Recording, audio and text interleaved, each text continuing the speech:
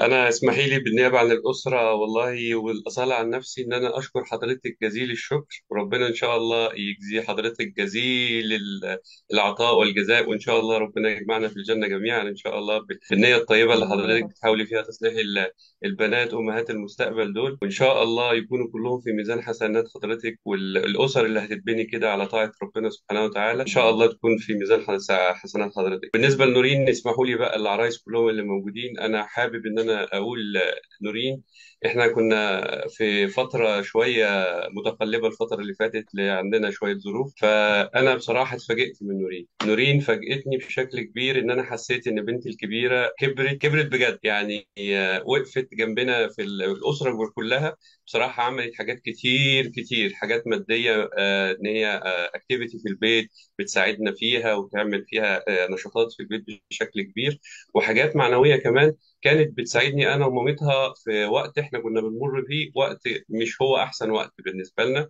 كنا انا تعبان ومامتها تعبانه لا بصراحه وقفت جنبنا وقفه كبيره انا عمري ما هنساها، وان شاء الله يكون ثواب الاصلاح ده في ميزان حسنات حضرتك باذن الله. الله يبارك لك ويعزك يا رب. ما كنتش بتعامل مع الناس الصح، كنت بصاحب بنات اللي هم يأذوني. بقيت انا اللي اتصاحب على بنات اللي هم كويسين، وانصح بنات تانيين اقول لهم ان دول ما تصاحبهمش. يعني بقيت قريبة من ماما، بقيت اكلمها اكتر من العادة. خلصت الكورس كامل ويعني عملت انجاز، وفرحانة ان انا اتغيرت للأحسن. بس دعاء يعني والله ربنا يجزيك الخير يا رب على كل ما قدمتيه للبنات. طبعا حضرتك عارفة احنا في مرحلة المراهقة، البنات في مرحلة المراهقة مش بسهولة انهم يتقبلوا الكلام بشكل مباشر من الاهل والحقيقة الواحد لما بحث عن حاجة يعني حد يساعده في الامر دوت يعني الحمد لله انه ربنا يعني اكرمنا ان احنا وصلنا لحضرتك في انك تديهم حاجات زي كده.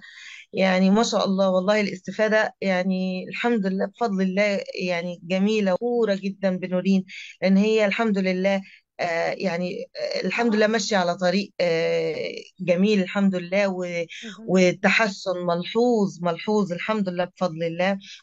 أنا حبيت أجي وأقول لنورين فعلا ولكل البنات فربنا يبارك فيهم جميعا وفي أهاليهم وفي حضرتك فيما قدمتيه يعني. الله يعزك يا رب. بس وانا فخوره حقيقي بنورين الحمد لله واحنا الحمد لله. فخورين بيها جدا جدا والله وده وسام ليا، وسام ليا والله. الله يكرمك. انا سعيده قوي قوي وفخوره، ويا رب يا رب فعلا زي ما قلت يا رب يكون في ميزان حسناتي، واسال الله الاخلاص يا رب في القول والفعل.